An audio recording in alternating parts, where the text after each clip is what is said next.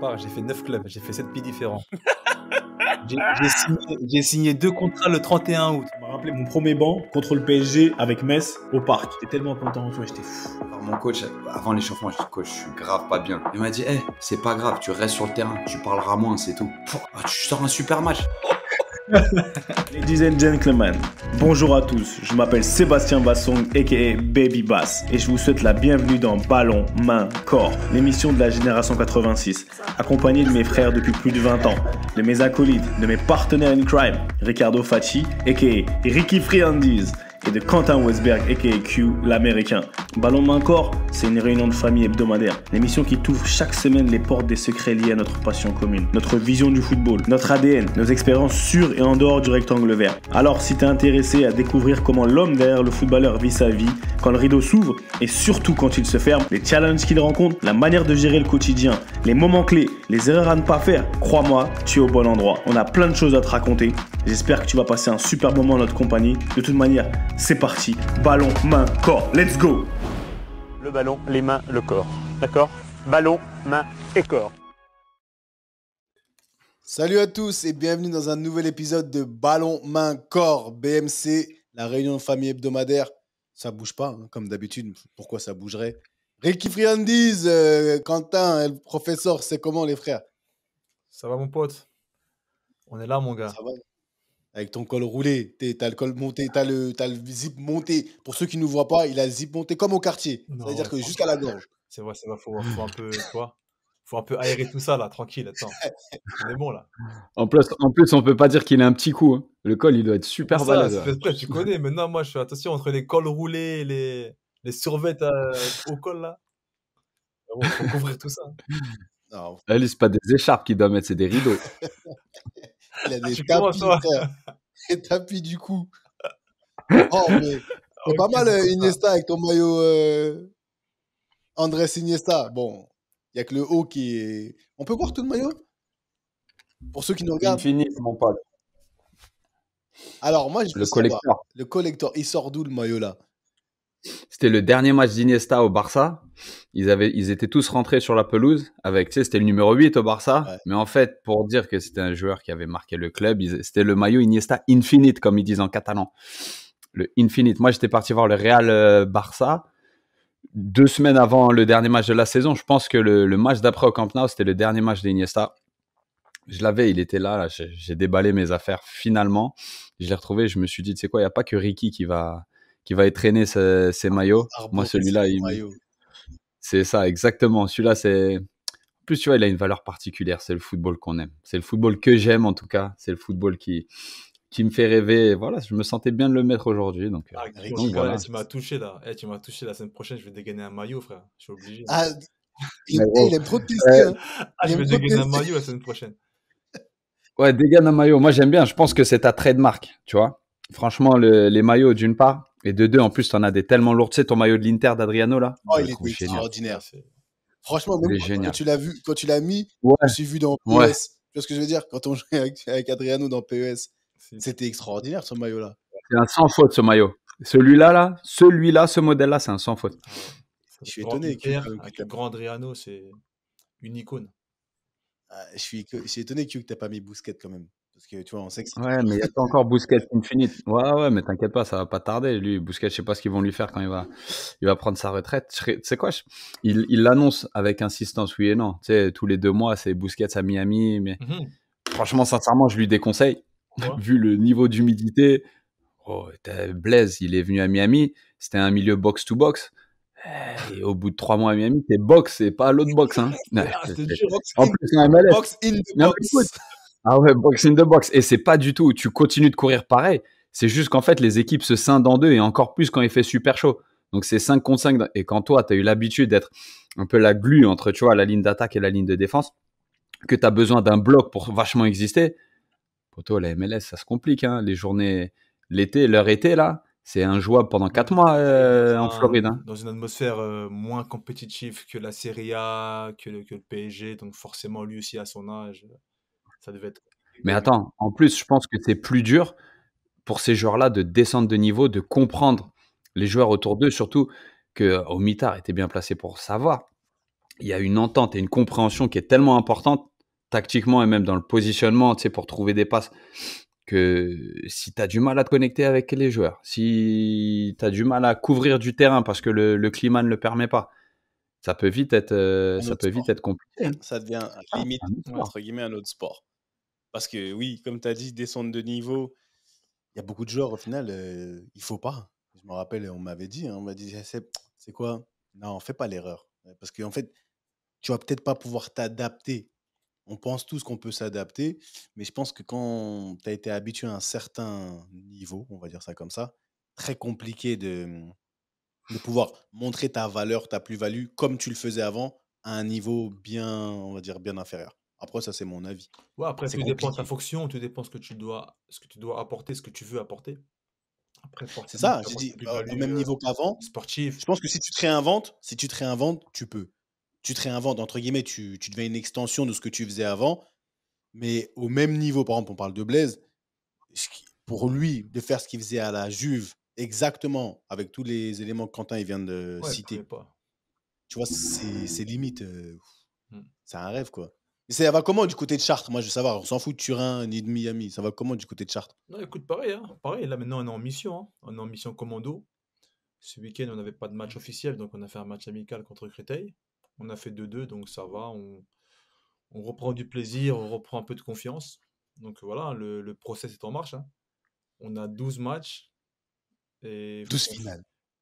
on a 12 finales, mais surtout, il Voilà, faut qu'on fasse. phrase. Le stéréotype. Oh, le stéréotype. Ouais, 12 matchs, on a 12 12 finales. finales, mais il faut qu'on fasse des victoires.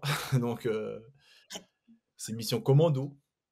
Enfin, faut Ah pas oui. qu'on fasse des victoires, mais si on veut vraiment sauver pour sûr, il faut qu'on gagne la grande majorité des matchs. Donc, c'est pas Et impossible. c'est surtout, il y a une bête de fin de saison à aller chercher, sincèrement. Et ça, je l'ai vécu. Hein. De, tu sais, de battre les statistiques, de gagner, je te dis une bêtise, 7 ou 8 matchs sur 12, tu te mets dans une spirale où, à la fin, tu auras eu chaud. À la fin, tu repenseras, tu dis, bon, pas tous les ans une saison comme ça, parce que c'est éprouvant nerveusement, peu importe les niveaux. Mais à la fin, tu kiffes quand même. À la fin, tu kiffes quand même. Il y a beaucoup d'équipes qui sont maintenues in extremis, qui l'année d'après montaient, parce que le groupe s'était trouvé. Ouais, Tu exactement. vois? Et c'est un truc où, franchement, toi, en plus, avec ta position d'ancien et tout, je sais pas si tu l'as beaucoup vécu, mais moi, je l'ai quand même vécu au moins 2, 3 Mm. fois. Aller chercher des maintiens un petit peu inespérés, c'est bâtisseur, c'est C'est fort, fondateur, hein. de ouf. Après, bon, vous me connaissez, hein, moi, l'éternel optimiste, mais je me vois le faire, en fait. Tu vois, je nous vois le faire. Et franchement, je kifferais tellement le faire parce que c'est un challenge, comme tu as dit, hein, c'est excitant, c'est aussi fédérateur en soi. Donc voilà, hein, challenge accepted, hein, comme dirait le Naija Boy. Challenge accepted, on va y aller, mon gars. Let's do Attends, this, hein. bientôt tu vas avoir un bouton juste pour ça sur mon petit jouet là. Tu vas Tu vas avoir Okocha qui dit OK, OK. avoir un manque au canou, je sais pas, tu vas avoir un truc qui va sortir, c'est sûr. Et du côté d'ATL, ça te dit quoi, ATL? Du côté d'Etiel, ça va. Hein. On a joué 2 matchs, les 2 derniers matchs de préparation là. Et puis bah ça enquille la semaine prochaine. Ça y est, c'est le Donc début. ça y est, c'est le début. Après quand même une relativement longue préparation. Mais c'est le début. En plus, on a des joueurs qui arrivent. On a un défenseur central et un attaquant qui sont arrivés. Mais après, c'est encore les particularités de la Ligue et des États-Unis. Ils sont là, mais ils peuvent pas jouer parce qu'ils n'ont pas de visa. Donc, il y en a un qui a reçu son visa la veille du dernier match amical, donc il a pu jouer 15-20 minutes. Et notre attaquant grec qui vient du Celtic Glasgow, là, George Giacomakis, lui, il s'entraîne, mais il peut pas jouer tant qu'il n'a pas son visa. Et lui, pour avoir son visa, il faut qu'il retourne en Grèce carrément. Donc, c'est les particularités de la Ligue. Le gars, il a signé il y a maintenant 2 semaines, mais il est inéligible encore parce qu'il faut respecter les règles gouvernementales. Donc, c'est pas du folklore, hein, parce qu'au final, c'est de la politique et tout. Mais tu vois, c'est encore des expériences de plus, tu vois, et c'est intéressant de voir, tu vois, parce Oui. que ça frustre aussi, tu vois, ça frustre pour le joueur, ça frustre pour l'équipe. Mais c'est, ouais, intéressante. Et bon, comme on est entre nous, on est en famille, ça semble, tu commences pas, on en est où? Tu Pas dans penses? les coups de pied arrêtés. Pas dans les coups de pied arrêtés. Non, non. La, la- la- La prépa s'est très très bien passée. Tu vois, la vibe est très très positive, mais c'était relativement clair dès le début. Comme je vous l'avais dit, il y avait Brad Guzan qui revient d'une rupture du tendon d'Achille qui est apte à reprendre. C'était sa place avant qu'il se blesse. Donc il y a un souci de cohérence et pour le personnage et pour ce qu'il représente pour le club. Donc je le comprends tout à fait. Et c'est un truc où vous me connaissez, on en parle assez et surtout we put our skin into it, c'est-à-dire que ce qu'on dit, on fait. À savoir, si c'est le long game, c'est le long game. Hein. C'est pas ça qui va m'arrêter ou qui va changer quoi que ce soit. Donc, a priori, ce week-end, je vais pas jouer. Je me tiens prêt, mais c'est toujours ce process. Le process est en route. Ouais. On Ah, a, tu sais on- quoi, on en a deux plus? process là. Ah, là, vous êtes en. C'est lequel le tien, toi? C'est quel ton process là, toi, Seb? Moi, mon process, tu sais quoi, c'est un long game pareil. Je vais pas te mentir. C'est dans l'après-carrière. On en reparlera bien précisément dans un nouvel épisode. Mais il y a des, comment dire, il y a des hauts, il y a des bas. Il y a des périodes. Franchement, il y a des périodes. Même dans ton après, quand tu as trouvé ce que tu veux faire, Hmm. tu te retrouves un peu comme au centre de formation. C'est-à-dire que il y a des périodes où tu as le vent en poupe, où tu te sens bien, où tu te sens vraiment, comment dire, bien dans tes baskets, tu te sens aligné dans ce que tu veux faire. Et tu as t'as des grosses périodes de doute où forcément, ça dépend pas forcément de toi, mais ce que tu fais, ça prend pas forcément. Et ça te renvoie à te poser des questions, à te dire, tu sais quoi, putain, c'est foncièrement nouveau. Parce qu'au final, quand tu es fraîchement retraité, je parlais avec monsieur Robert Pires tout à l'heure, il me disait, tu sais, mais t'es un jeune, t'es un jeune retraité, tu vois. Et je dis, ouais, ouais, c'est vrai. Et il me dit, et on parlait de ça, tu vois. Et donc, ouais, mon process, il est là. C'est que quand tu crois, c'est comme toi, tu te vois, vous voyez, tu vois, c'est le long game, es sûr de ce que tu fais, tu as investi, t'as investi dans ce que tu fais, que ce soit blood, sweat and tears, tu vois. Et, et donc, ouais, le process, il est là. Et c'est marrant en plus parce que cette semaine, le thème de ma semaine, c'est le processus, c'est le process. En plus, je te jure, en plus, c'est ça. C'est le La process. connexion. Ouais, je te jure, connecté de fou. Donc voilà, mon process du côté, tu vois, de la Grande-Bretagne, il est là, il est dans ça. Mais sans transition, je voulais juste. En plus, j'ai posé la question. En fait, il ne faut pas se mentir, j'ai aussi posé la question à Quentin parce que c'était plus facile de faire une transition. Mais Ricky, tu m'as déboîté un peu de mon truc. Mais je voulais vous poser une question. Une question qui va être très simple. Enfin, très simple. Dans les mots, après, à développer. Je ne veux pas la perdre, je l'ai écrit, tu as vu, je fais les bons gars. Quel a été pour vous, et c'est sur ça que j'ai envie qu'on parle, quel a été pour vous le point le plus gros dans votre carrière? Part du principe que vous êtes en fin de carrière, que votre plus grosse carrière, elle est derrière nous, derrière vous. Quel a été votre plus gros point sur lequel vous deviez travailler et pourquoi? Ça veut dire qu'aujourd'hui, maintenant m'explique. On a tous, je pense que voilà, les pics de nos carrières, ils sont derrière nous. Bon, Quentin, c'est différent, il est un peu gardien, tu vois, bref, il pourra en parler. Mais si on n'a pas atteint un certain niveau, parce qu'on peut toujours aller plus haut, il y a un certain niveau qu'on n'a pas réussi à atteindre, pour X ou Y raison, selon vous, quel a été le point ou les points dans votre carrière de joueur techniquement, tout ce que ça peut comprendre, les points sur lesquels vous dites, c'est quoi? Ouais, j'aurais dû travailler sur ça. J'ai pas eu la... Ça m'a manqué. Ça m'a manqué pour pouvoir atteindre un niveau, tu vois. Est-ce que je l'aurais atteint ou pas? Quand tu regardes aujourd'hui les petits, ou les petits, les plus jeunes, bien sûr, ou voilà, ou ceux qui sont même de notre âge, qui sont à un certain niveau, ah, tu dis ça là, c'est vrai, je l'avais pas. Je l'avais pas ou je l'ai pas travaillé. Moi, je veux savoir parce que moi, j'ai les miens, dans tous les cas. Ouais. Mais je vais vous entendre d'abord. La parole est à vous, messieurs. Ouah, moi, je vais commencer vu que Q, il est encore en plein dedans et je pense que je suis sincèrement convaincu que Q, il peut encore atteindre des belles choses encore dès cette saison. Donc, je pense que même le plus gros peut être encore devant pour Q. Moi, je pense pas. Moi, je pense là, tout ce que je peux espérer, c'est un maintien en N2. Donc, je pense que le plus gros de ma carrière est fait. Non, mais de toute façon, on en a parlé. Je pense que Seb, tu le sais très bien, on le sait tous. Moi, en plus, voilà, j'ai eu le temps de bien analyser tout ce que j'ai accompli, tout ce que j'ai pas accompli, surtout aussi, et avec lucidité. Et moi, c'est clair et net. Le point qui m'a manqué, moi, je pense, c'est le. On en a parlé, hein, pas dans BMC, mais on a parlé dans G86 fait son show, dans les tout premiers épisodes. Et moi, c'était au niveau du caractère. Clairement, c'était au niveau du caractère et de la personnalité. J'ai eu la chance, moi, j'ai eu la chance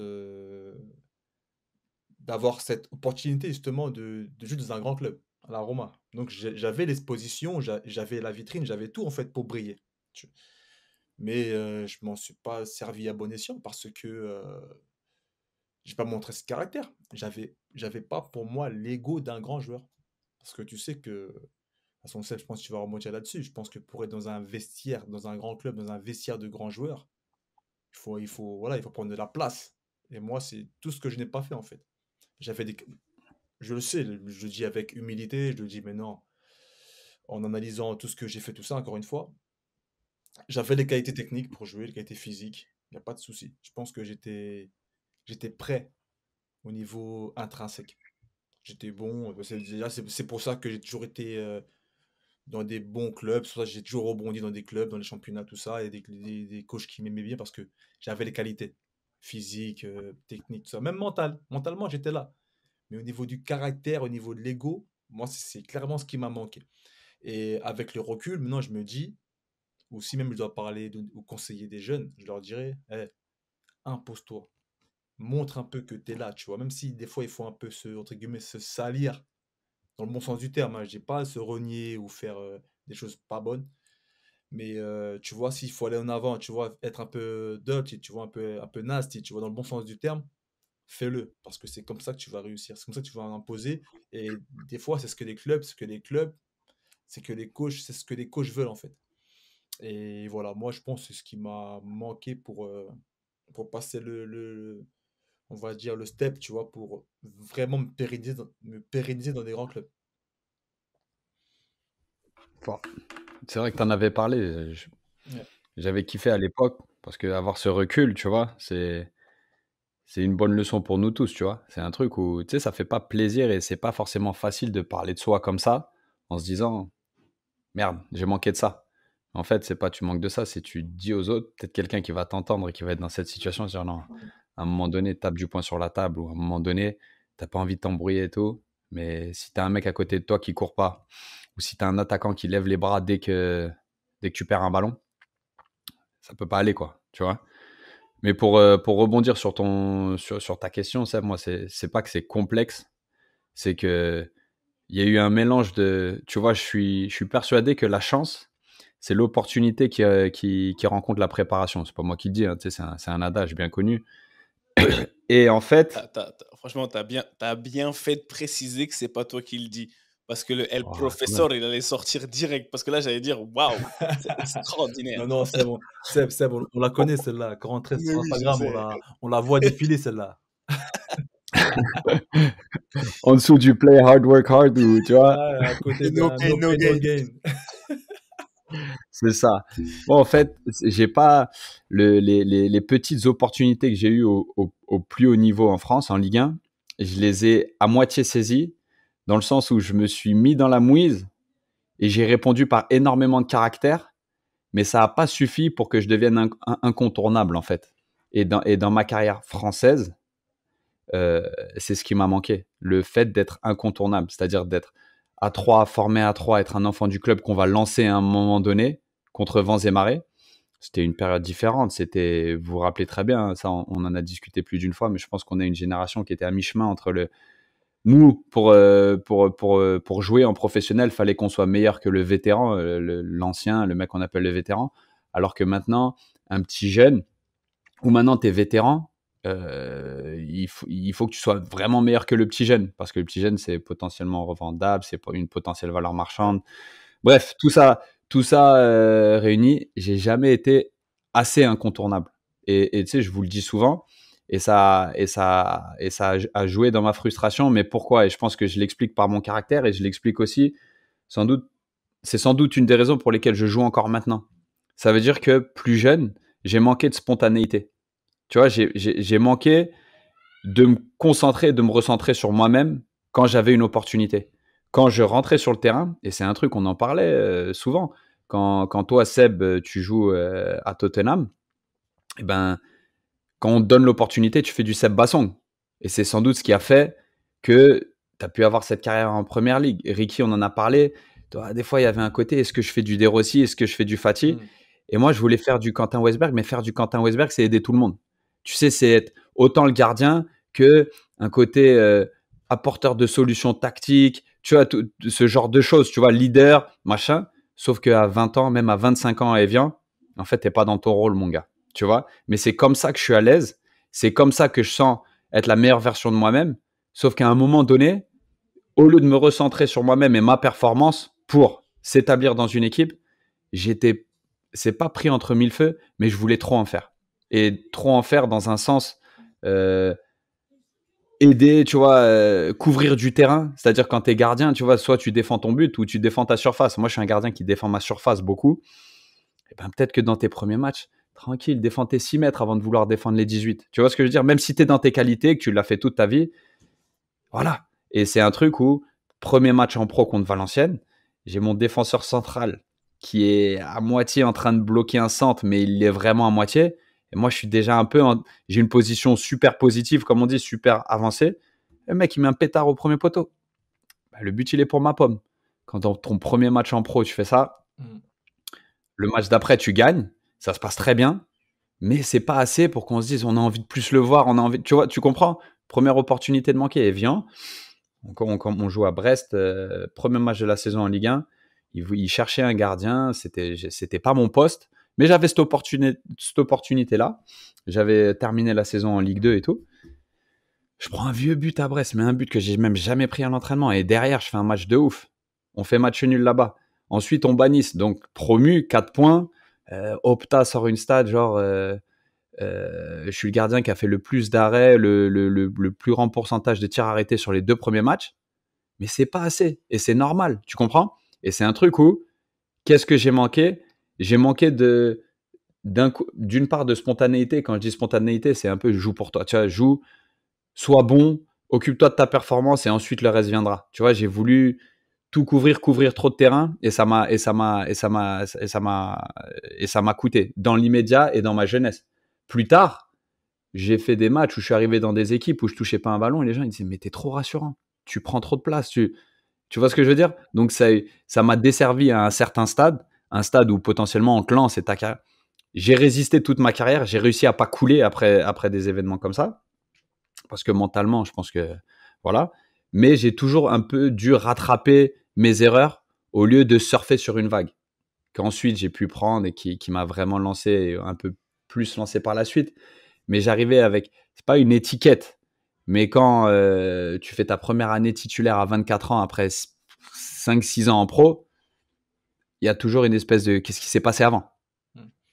Disons que tu avais du mal à un peu à définir ton rôle un peu dans une Mais en fait, équipe ou dans un c'est vestiaire. difficile de découler une étiquette de deuxième gardien, tu vois. Et ensuite, il a fallu, c'est une des raisons pour lesquelles je suis allé à l'USNAC, c'est plein de choses, c'est tout un cheminement qu'il a fallu chasser, qu'il a vu balayer et on en a souvent parlé. C'est avoir le bon mindset aussi. C'est de se dire, la finalité, c'est pas le samedi savoir si tu es titulaire ou remplaçant. C'est bosser pour progresser. C'est bosser pour bosser certains aspects de ton jeu pour être meilleur et se dire, ça peut prendre 2 mois. Mais le jour où ça arrive, je serai prêt. Je serai fort prêt même. Mhm. Après, là, Attends, calme-toi. Toi, dis-nous tout, toi aussi. Attends, mais Toi, c'est quoi qui t'a permis justement de Ah, grimper jusqu'à Tottenham? Là-bas, et- qu'est-ce qu'il fallait? Qui était requis aussi pour survivre dans ce ouais. vestiaire-là?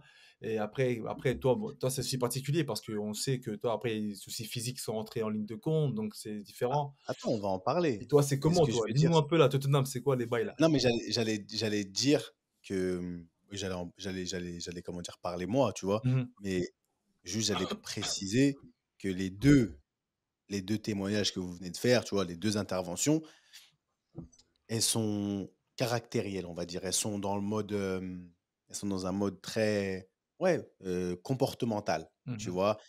Toi, caractère, Quentin qui souvent qui dit peut-être qu'il prenait trop de place ou comment tu as dit ça? Tu étais trop bah, tu trop présent, tu voulais peut-être trop en faire et ça t'a desservi. Tout ça pour moi, c'est comportemental. Pour rester dans votre cadre, parce qu'après moi après je vais aller dans du technique. Après je vais aller dans du technique parce qu'il y a du technique aussi. On a tous des qualités, mais il y en a qui ont enfin, moi personnellement, Ricky, pour répondre à ta question, si je dois pas penser comportemental, qu'est-ce qui m'a je vais pas dire qu'est-ce qui m'a amené, parce que ce qui m'a amené, c'est une chose, mais je pense que les mêmes choses qui m'ont amené, c'est les mêmes choses qui m'ont poussé dehors. Mmh. Tu vois? Et comme je suis dans mon caractère, et dans ma façon de le vivre, j'ai toujours été très authentique, c'est-à-dire, si tout le monde va à gauche, moi, je vais tout faire pour aller à droite et faire en sorte que ça fonctionne. Tu vas montrer aux gens que c'est possible d'aller à droite et que ça fonctionne. Donc ce qui m'a amené, par exemple, à Newcastle, avant de parler même des Spurs, ce qui m'a amené à Newcastle, c'est ma confiance en moi, me dire que, oh, Metz, ils sont gentils, ils me laissent partir en essai. Il me laisse partir en essai et c'est le fait que j'accepte. Mon agent, il pensait jamais que j'allais accepter d'aller en essai à Newcastle. J'ai dit: «Oui, j'y vais». Mais pourquoi j'irais pas? Mais moi, j'étais sûr de moi. Donc ma détermination m'amène là-bas. Pendant l'essai, comme il l'a dit, j'étais très, très, très, très jeune. Il y avait des donc quand tu vas en essai, il faut être meilleur que ceux qui sont déjà là. C'est pas être meilleur, que les tu pas de contrat. T'as pas de contrat, c'est-à-dire que ceux qui sont licenciés, qui sont dans le club, toi, tu as pas de contrat, il faut que tu sois meilleur que celui qui est déjà au club pour avoir la chance d'avoir un contrat. Je suis arrivé super confiant, super jeune, plein de fougue et franchement, je suis arrivé en mode vraiment street, c'est-à-dire que je cognais enfin, quand je dis je cognais, je jouais à l'anglaise. Je suis arrivé à l'anglaise, mi-anglaise, mi-Clairefontaine, crochet de partout, je mettais des coups enfin, j'étais agressif comme ah, ça leur a trop plu. Tu vois? Donc là, c'est ce qui m'a amené là-bas et cette même après confiance en moi, quand après ça m'amène où ça m'amène, chez les Spurs, on arrive, Ligue des Champions, tout ce que ça ce qui m'a manqué, à un moment donné, dans le comportement, c'est de savoir fermer ma bouche. Je te parle de comportement maintenant. Mmh. Caractère, c'est de même pas de savoir faire parce que j'ai jamais manqué de respect, mais c'est qu'à un moment donné, c'est peut-être de courber les chines. De savoir courber les chines. Est-ce que je l'aurais fait? Est-ce que je le regrette? Je regrette rien, mais je pense que pour arriver à un certain niveau, à un moment donné, il y a il y a des paliers, il y a des moments clés où, tu vois, il y a p tout n'est pas une question de: «Tu as vu, moi, je suis en gros, je donne pas mon huc». Excusez-moi, mais enfin, moi, je le prenais comme ça, mais avec le recul, je me dis: «Mais Seb, tu es un fou, mais de quoi tu parles?» Il y avait c'est juste une situation qui doit se gérer. Ouais, choisir ses combats. Choisir ses combats et je pense qu'à des moments, il y a des gens, ils étaient beaucoup plus lisses ou beaucoup plus dans, on va dire, dans l'acceptation. Ils ont mieux choisi leur combat. Ça, je te parle de au niveau Bah, comportemental. c'est là qu'on voit que tous les 3 c'est comportemental et ça rejoint un peu ce qu'on disait dans nos podcasts précédents, hein. Tu sais, quand on parle d'adaptabilité, de savoir où est-ce qu'on met les pieds, tout ça. Je pense que c'est important de Je pense que connaître c'est ton culturel. environnement et de savoir ce que ton environnement requiert comme comportement, justement. Ouais, je pense que c'est culturel. Travailler Je là-dessus. pense que notre dénominateur commun, c'est la banlieue parisienne. Et je pense que au-delà des origines sénégalaises, américaines, Cameroun, français, peu importe, on a grandi dans le même bénitier. Je pense que culturellement parlant, et je l'ai vu avec des petits qui venaient au centre de formation, même quand j'étais à Norwich ou chez les Spurs, des petits Français. Ce truc du français, le français, entre guillemets, tu vois, il a la tête dure. Il est différent. Tu vois, il est différent. Il a ce côté très raw, brut de décoffrage. Ouais, casse les couilles.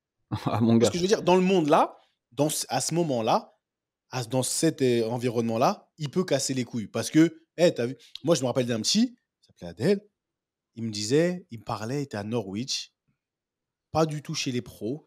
Tu vois, il jouait un peu en U23, etc. Bon, il pensait il pouvait devenir je ne sais quoi, mais c'est pas le problème.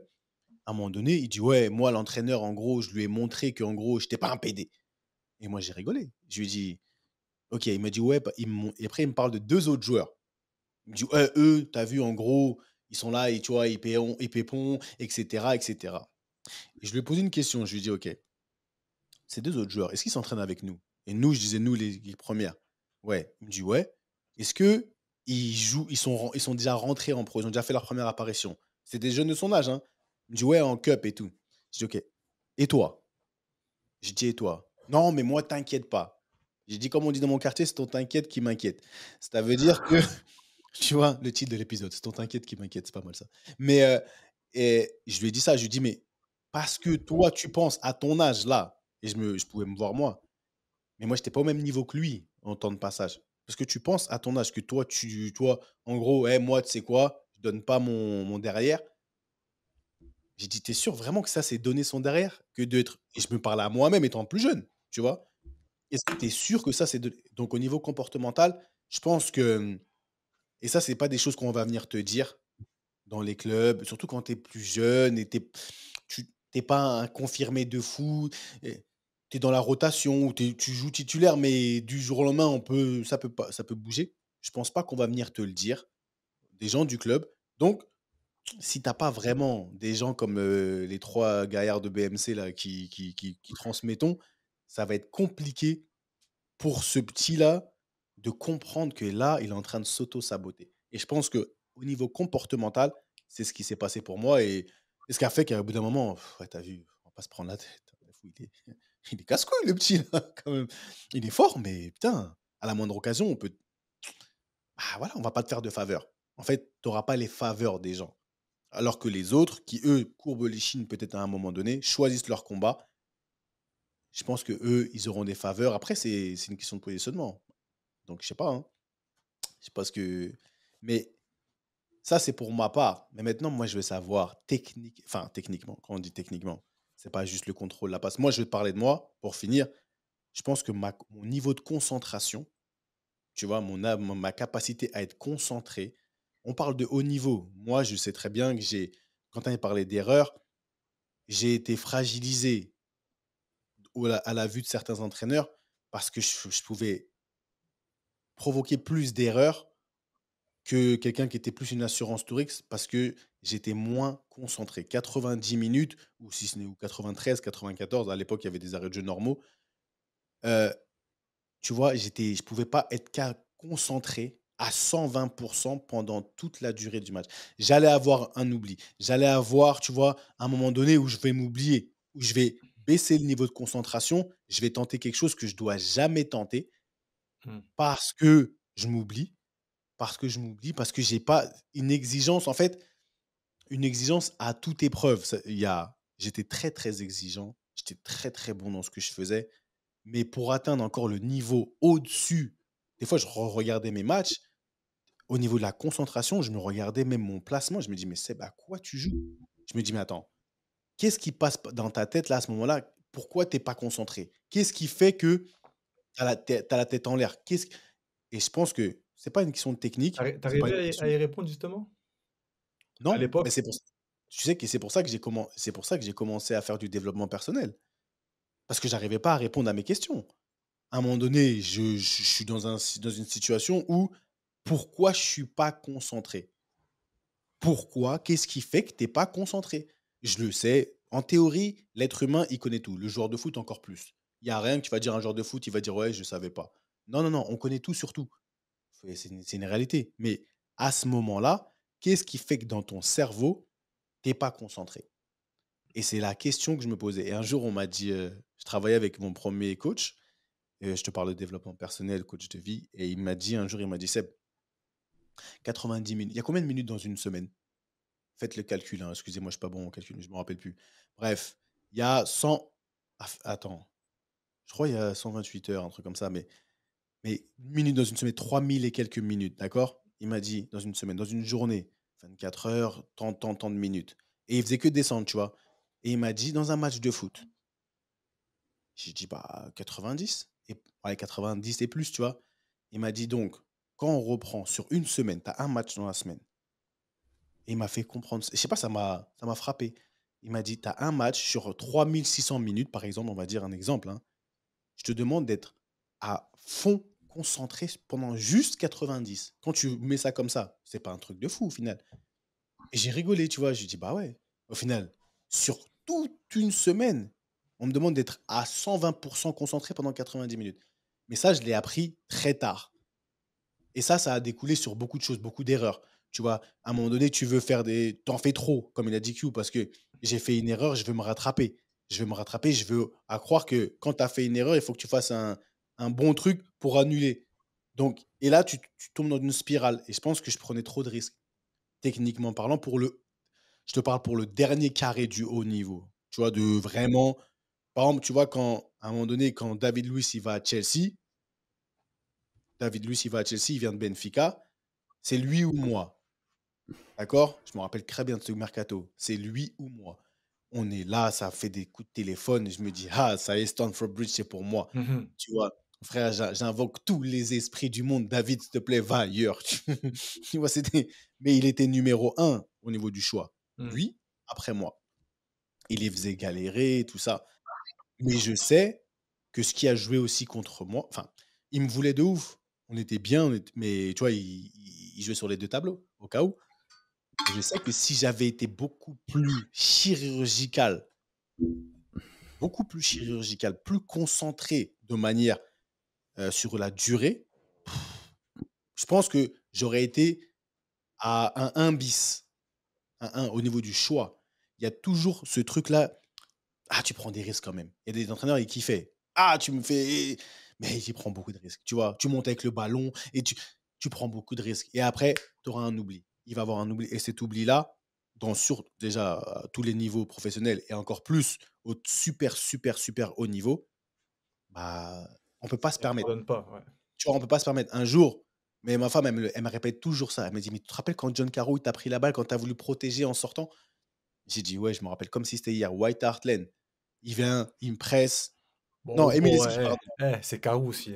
Non, Emile Esqui. 2,02 m, Non, frérot. Emile Esqui, T'avais un c'est camion pareil. derrière, chacal. Ouais, j'étais pas mal aussi. Mais Emile Esqui, j'ai voulu faire le malin. Et tu vois, il vient. Et tu vas Tu protéger. parles des Et tu, Mileski et tu mets une feinte. c'est pas Pierre-Alain Fro Ouais, mais ou paf. On n'est Longhi, pas dans les poids plumes, hein. frère, Ouais, c'est des vrais attaquants, mais tu parles du ouais, même ouais, gabarit.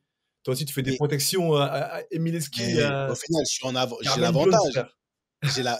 J'ai l'avantage et je veux faire le malin. Et tu vois, je me sens vraiment en confiance. Mais vraiment, même trop en confiance. Je vais faire le malin et tu vas dans la gestuelle, etc. Il a juste tourné un peu, il a pris la balle, tapé, il a centre en retrait, poum, Agbolaor dedans. J'ai dit, Seigneur. J'ai dit là, et là, je me suis retrouvé face à mes limites. Je ne vais pas te mentir, je me suis retrouvé face à mes limites. J'ai dit, hey.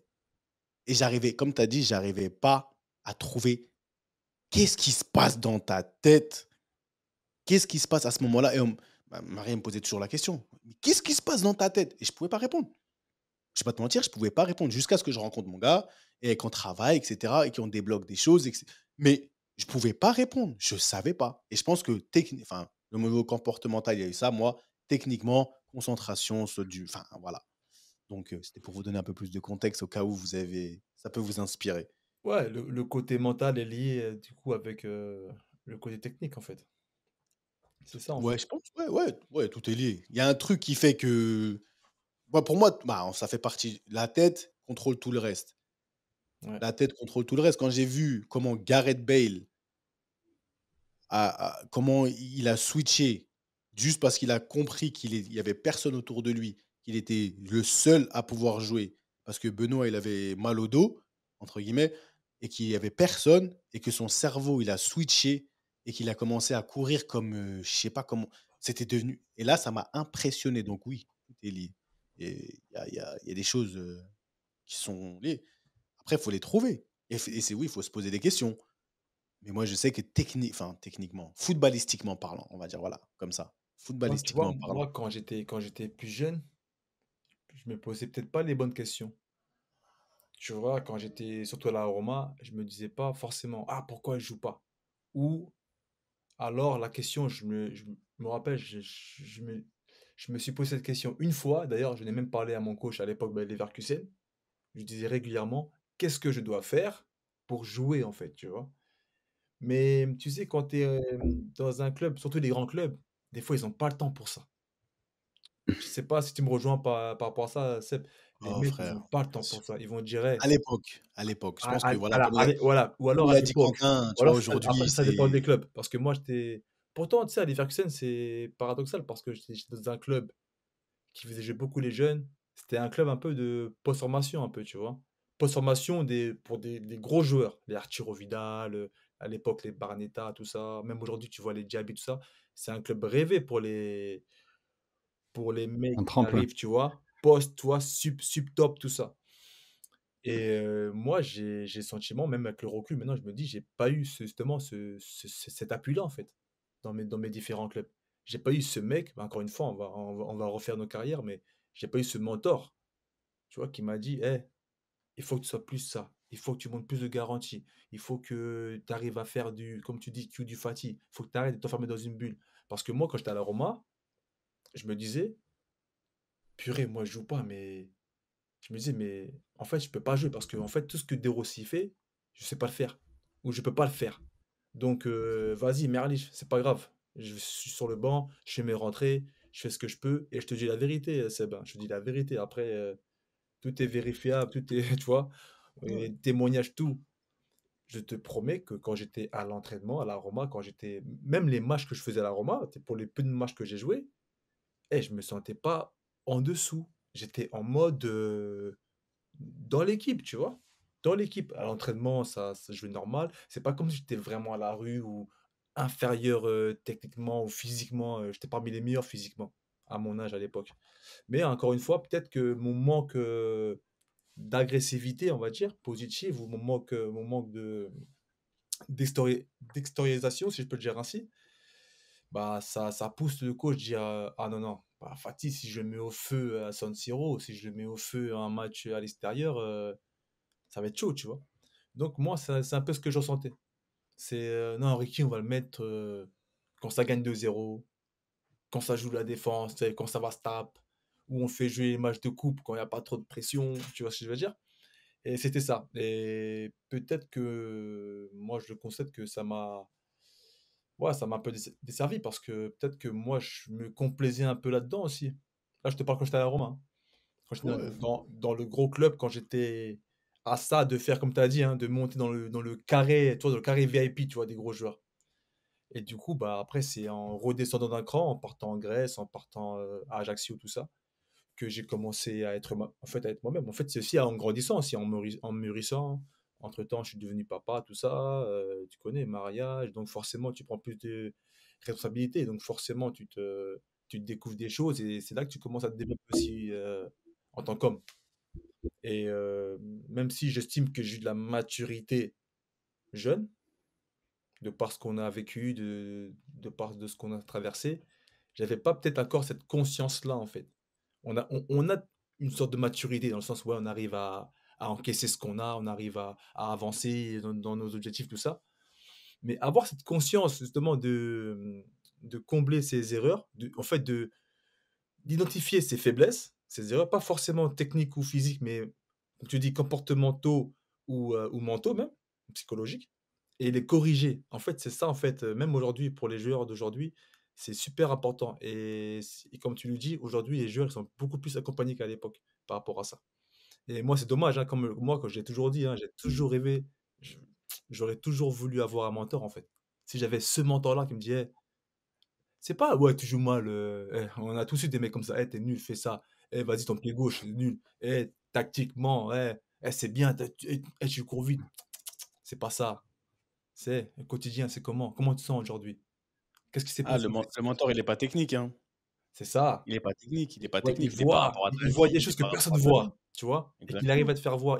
En fait, il arrive à te faire voir à toi des choses que toi-même tu ne vois pas en fait. Tu vois ça là? Fais de cette manière-là. Tu vois cette position-là? Pourquoi tu t'amuses à faire le. Tu vois, il y avait des mecs qui ont essayé entre guillemets, comment on dit Mhm. le mot de mentoring? Je sais pas comment on dit. Ouais, ouais, mais bah, je sais pas comment on dit en français. Ouais, je sais pas comment on Chaperonner, dit je sais même pas. Chaperonner? J'apprenais, ouais. j'apprenais, tu vois, mais c'était pas forcément sincère ou c'était pas forcément objectif par moment, tu vois? Ou c'était Et c'était plus pas sur vers la durée. En c'était plus, je plus trouve que vers c'était pas leur sur la leur vision durée. à eux, donc c'était vachement plus, subjectif, tu vois?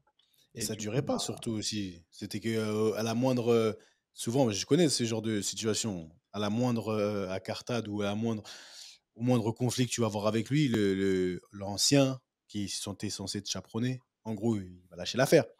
Il va lâcher l'affaire, tu vois. Et c'est pour ça que pour moi, ça, c'est pas Non, c'est pas du mentoring. voilà, c'est C'est que, quelqu'un qui comme cherche tu son dit, propre intérêt, mais c'est quelqu'un un mentor, c'est quelqu'un qui va laisser tout intérêt, mais qui va tout miser sur toi, en fait, pour que tu c'est sortes le quelqu'un meilleur. qui te kiffe en tant que père, en tant qu'homme, en tant que personne. Il kiffe la personne et il kiffe la personne. J'aimerais bien avoir ton professeur parce que depuis, je vois, tu es là, in fine. Non, attends, on est sur le côté technique, mais voilà, comme tu as dit, tout est lié. Moi, c'était encore une fois très mental dans la gestion de la responsabilité. J'ai jamais eu de problème à prendre des responsabilités, c'est que j'en prenais trop et mon football, mes performances ne collaient pas avec les responsabilités que je m'octroyais. C'est pas que je m'octroyais, mais que j'étais prêt à prendre, que je voulais prendre. Et donc, ça, c'était une erreur. Et une erreur un peu plus technique, un peu plus physique, c'est que tu le veuilles ou non, quand tu fais 1m83 et que tu es gardien, si tu prends un but, que tu la dévies sur le poteau ou que tu rates une sortie aérienne, t'as beau en avoir réussi 9 avant, t'as beau faire les arrêts 9 fois avant, on va toujours... Mais un plus grand, il l'aurait pas pris ce but. Tu vois? Ou si tu prends justement un but dans ton périmètre, tu sais, une frappe à bout portant, et tu dis non, mais en plus, il me sort pas celle-là. Tu vois ce que je veux dire? Mmh. Mais il y a un côté, tu peux pas t'en défaire forcément. C'est quand même un truc. Et en plus, quand tu avances dans l'âge, tu dis, parce qu'au final, mon football, il est vachement basé sur mon dynamisme, sur mon physique, paradoxalement, sur les qualités compensatoires que tu as, la lecture de trajectoire, la vivacité, la vitesse, tu vois, et le côté athlétique, le côté rayonnant dans une surface de réparation et même en dehors. Et donc, quand tu fais pas bien une de ces choses-là qui sont dans ton domaine d'expertise, entre guillemets, c'est tout de suite, ah ouais, si son physique le lâche ou s'il est plus aussi rapide ou s'il lit plus aussi bien, eh ben, c'est pas sa taille qui va le rattraper. Donc, du coup, comment dire, t'es exposé et c'est un truc, on me l'a jamais dit. Si, il y a le président de Toronto qui me l'a sous-entendu une fois, plus ou moins l'année dernière, T'es en petit, Le disant, président, en plus. non, non, c'est même pas ça, c'est même pas ça, c'est même pas ça. C'est quand je me suis fracturé la côte. En fait, je me suis sans doute fracturé la côte sur sur un contact. On m'a rentré dans le genou et la côte.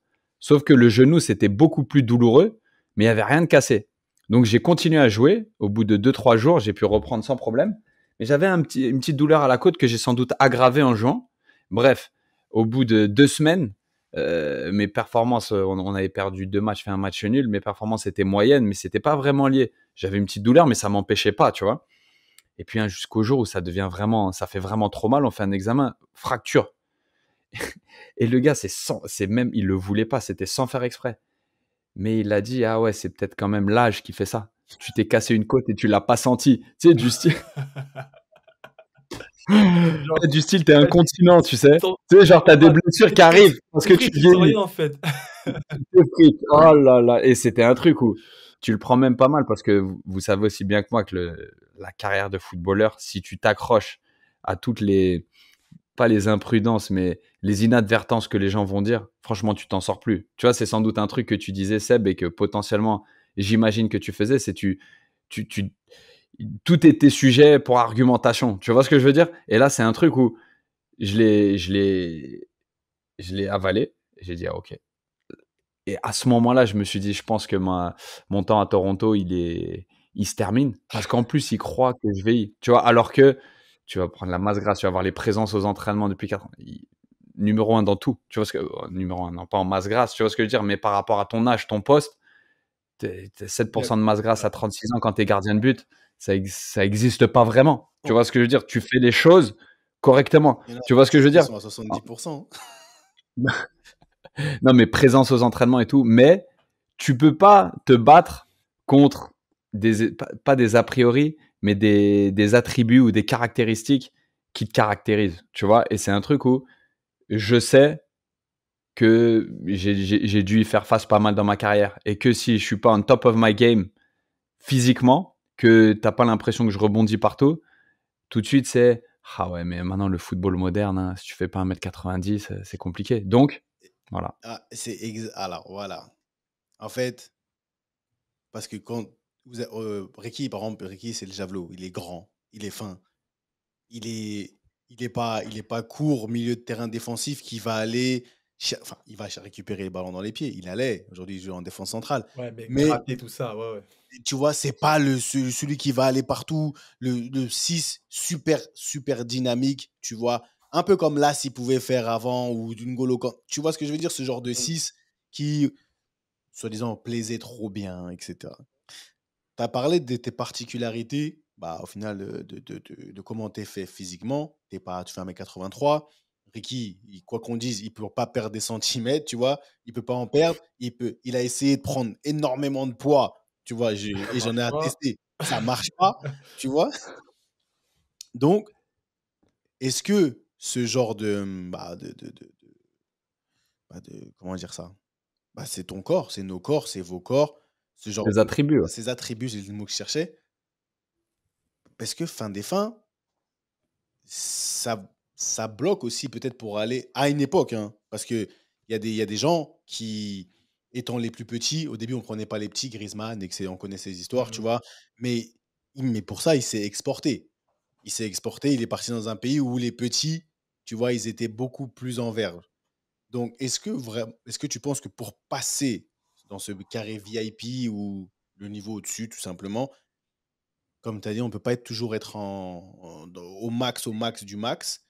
Est-ce que tu penses que vraiment, par exemple, des fois, ouais, bah, ce manque de chance, parce que un peu, voilà, ça a joué contre, ça a pu être un handicap dans le fait de, bah, à ce moment-là, ce qui était en mode dans ce championnat dans lequel j'étais, c'était ceci, et bah, j'étais tout l'opposé, quoi. Et je ne pouvais pas plaire, comme Moi, Rick quand moi, il est venu en Angleterre. non, moi, je pourrais pas dire oui, parce que moi, force est de constater que moi, à notre époque, milieu de terrain, jusqu'à présent, tu sais, selon le profil des coachs, tout ça, et des organisations, tu sais, le milieu de terrain longiligne a toujours été à la mode, en mode sentinelle, tout ça. Maintenant, on Ouais, arrive en mode. clairement, quand on a commencé en pro, on cherchait l'éternel successeur à Vieira comme on a cherché l'éternel Ouais, successeur de moi, c'était Zinedine une Zidane. base, hein. À un moment donné en Bah oui. France, c'est pas qu'il y a eu une mode, c'était le prérequis, c'était le standard. Ouais. T'avais, Un t'avais le grand nouveau milieu de Zidane, terrain. t'avais aussi le nouveau Vieira. Moi, j'étais un de ces nouveaux Vieira aussi, en Italie. Donc, après, non, moi, ça m'a servi dans ma carrière. Ça m'a servi, ça m'a aussi desservi. Ça m'a servi dans le sens où, voilà, j'avais un profil qui était très recherché dans les clubs. Tu sais, même avec comme, genre comme Abou, tout ça. Mais ce qui m'a desservi, c'est que en fait, on voyait des choses en moi que je n'étais pas. Du coup, on me mettait devant la défense. Moi, j'étais pas forcément une sentinelle. J'étais plus un relayeur. J'aimais beaucoup jouer au ballon. Tu sais, bah, par rapport aussi à Clairefontaine, tout ça, moi, j'étais un joueur. J'ai toujours aimé jouer au ballon. Mais voilà, j'ai eu des restrictions. J'ai eu des trucs à la main. J'ai même joué en défense centrale. Maintenant, je suis défense centrale un peu par défaut. Maintenant, c'est un poste que je maîtrise. C'est un poste que j'apprécie aussi. Mais moi, dans ma vie, j'ai jamais joué en défense centrale. C'est Ouais, avec ton mètre 90, tu peux dire je suis bon de la tête, les gens vont te croire. faux. Tu vois? C'est Exactement. automatique. C'est C'est ça. automatique. Pourtant, franchement, mon jeu de tête, c'est pas mon point fort, hein. Enfin, Et un Benjamin André qui fait 1m75, voilà. qui est un monstre de la C'est un tête, monstre. lui, si tu le regardes Et pas jouer, on Chouameni, va à dire c'est pas l'époque. possible. Tu en avais plein. Ouais, il était chaud. Mais voilà, on voit un grand, donc forcément, il y a des préjugés établis, tout ça. Et ça m'a servi parce que j'ai toujours été attractif. Et puis voilà, moi, le fait que je sois aussi versatile, que je suis aussi, voilà, un caractère un peu, pas easy-going, mais on va dire caractère un peu malléable, où je peux vraiment, tu sais, m'adapter, tout ça, essayer de m'adapter à mon environnement, à ce qu'on me demande surtout.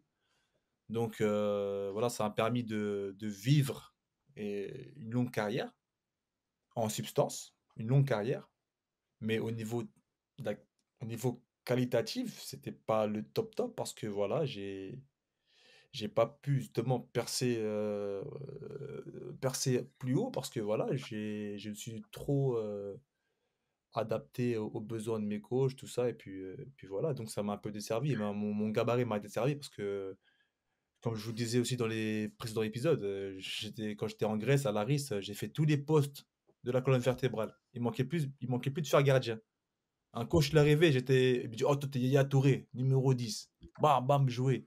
il se fait virer. L'autre coach, il vient. Oh, toi, capitaine numéro 6 devant la défense. Devant la défense. Après, l'autre, il vient. Des fois, il mettait en défense. Même des fois, je même numéro 9. C'était une dinguerie. En Grèce, c'était une dinguerie. Pourtant, j'ai pris beaucoup de plaisir, hein, et j'étais vraiment performant. Partout où je jouais, j'étais vraiment performant. Oh, tu Mais, marquais en 9? hein? Tu marquais en 9? Ah, je marquais pas, frère, mais, mais j'étais un bon pivot. Eh, j'étais un pivot gang, mon gars. Il y a une couleur. Poitrine, remise, je demandais les 1-2. Non, ça jouait, mon gars. J'étais un Tu faux vois, neuf. c'est ouf J'étais ce un que vrai tu faux dis. neuf.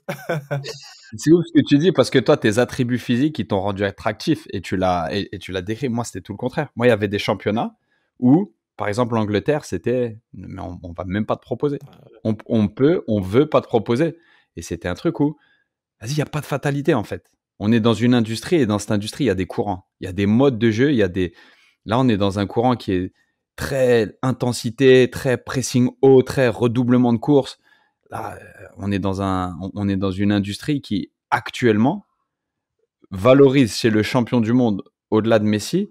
Ils nous ont sorti que Julian Alvarez avait fait 90 courses à haute intensité pour nous dire qu'il avait fait un bon match. C'est la mode du moment. Ouais. C'est la mode Red Bull. C'est la mode du moment. Et c'est un truc où, nous, en tant que joueurs, qu'est-ce qu'on peut faire? À un moment donné, c'est pas se dire, ouais, c'est une fatalité, on peut pas s'en sortir et tout. C'est, comme on le dit souvent, c'est s'adapter et c'est presque prendre plaisir dans la difficulté. Et après, c'est établir encore plus son identité, être sûr de qui on est pour pouvoir avoir un petit peu plus de contrôle sur où on va. Parce que effectivement, moi, à un moment donné, si j'allais en Angleterre, c'était peut-être vraiment un gros risque. Mais c'était un truc où potentiellement se dire, vas-y, mon profil, il est mieux pour ce championnat, ce championnat, ce championnat.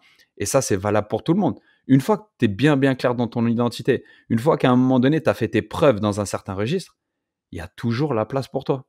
C'est ça qui est bien dans notre sport. Le meilleur joueur de tous les temps, il fait 1m70. Quand à un moment donné, on te disait, si tu fais pas 1m85 et que tu es attaquant ou que tu es un joueur offensif, ils ont inventé le faux neuf pour Messi. Ils ont inventé un poste pour Messi. C'est qu'il y a forcément la place pour tout le monde. Tu vois ce que je veux dire? Qui ne nécessite pas des standards, qui ne nécessite pas forcément des prérequis.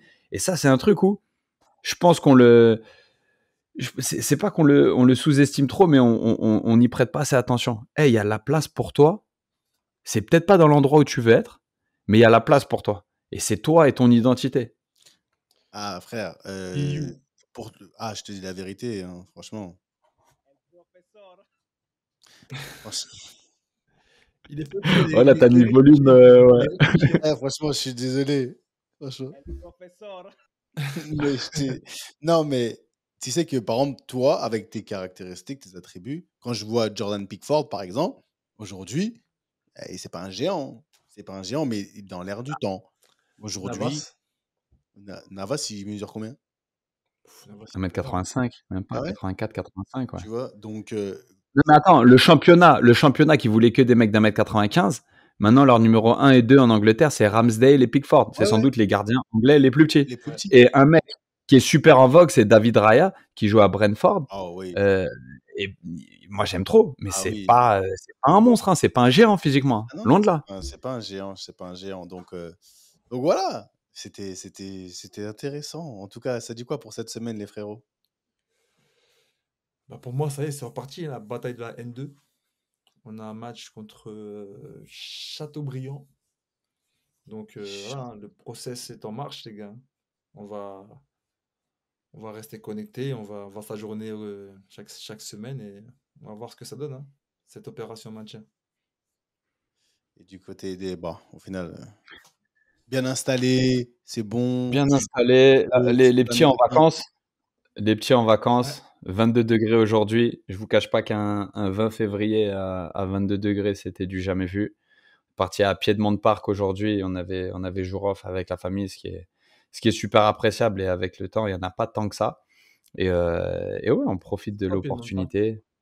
Piedmont Park, c'est l'équivalent de Central Park un petit peu à Atlanta. Okay. C'est le parc en plein milieu de la ville qui est vraiment très sympa. On a passé une super demi-journée. Voilà, c'est un énorme sentiment de gratitude, le championnat qui reprend, avec ses incertitudes sur le plan personnel, mais en même temps le plaisir de trouver un environnement footballistique qui te correspond. Donc maintenant, est-ce que ça va m'être profitable ou pas? Là, on le dit assez souvent, c'est it's not all about me. C'est pas toujours à propos de nous, de notre petite personne. C'est faire partie d'un environnement et l'élever, donner de la force aux gens. Voilà, franchement, le sentiment d'être à ma place, donc énormément de gratitude. Et puis la famille va bien, donc et puis ma réunion hebdomadaire avec mes frérots, hein. Donc Ah ouais. ça aussi, ça fait partie de la routine. Et ça, grateful for this also. Ah ouais, on l'échangerait pour rien au monde. En tout cas, moi j'ai dit, hein, cette semaine, c'est la semaine du process. Seb's SMS ce week-end, on va en charbonne. Quelques keynote speech cette semaine. J'espère que ça va bien se passer. Je suis en pleine révision, tu vois, parce que ça se travaille. Et voilà, dans tous les cas, je voulais qu'on remercie quand même notre main tendue à nous, quand même la source.io, tu vois, pour les moyens techniques mis à disposition. Continuez à nous suivre sur les réseaux de BMC, envoyez de la force à la génération 86. Je vous ai dit, le 8 mars, j'ai pas encore envie d'annoncer où on va, mais ça y est, c'est clair. Mais le 8 mars, on est ensemble. Donc, restez branchés et j'espère que vous allez venir à beaucoup. On vous attend, on va parler, il y aura du monde, on va bien s'amuser. Et voilà, on va échanger, on va transmettre nos valeurs avec passion. Mais pour l'instant, comme disait notre illustre surveillant et coach des gardiens, Yo Coco, allez, tu sais quoi? Basket, allez hop, tournez, c'est parti, monsieur Fati. Allez, on est parti. C'est Fati. Monsieur Fati, c'est parti. C'était Ballon main corps. Allez, à la semaine prochaine, BMC One Love. Oh, pardon. One love. One Love.